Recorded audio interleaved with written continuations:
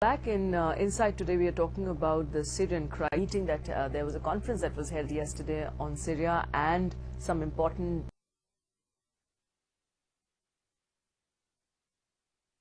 we now provided to Syria. Of course, not sufficient, but to an extent, several countries have ensured and have promised their bit of donations that they will be providing to Syria.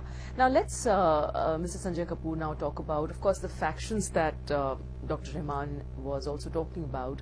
That is, when the opposition remains divided, when the refugee camps are being identified with certain countries, in that situation, if a Geneva 2 happens at the end of this month, would we really find some sort of solution to the Syrian crisis?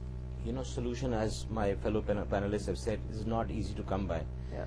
But over the last few months, especially after the chemical weapon episode in August 2021, when US was about to attack and, you know, the so-called red line had been crossed, and then they backtracked and they, agreed to the Russians stepping in and, try to, dismantle the chemical weapons of Syria. There's been a change in narrative to quite some extent. And the narrative now seems to favor the regime of Bashar al-Assad to some extent. And if you see the reports which have begun to emanate from Western capitals as well as from Damascus, you would find that there is a bit of a worry about the growth of Al-Qaeda, Al-Nusra, and reports about many of these people who have been training Americans could go back to Western countries and the US and create havoc.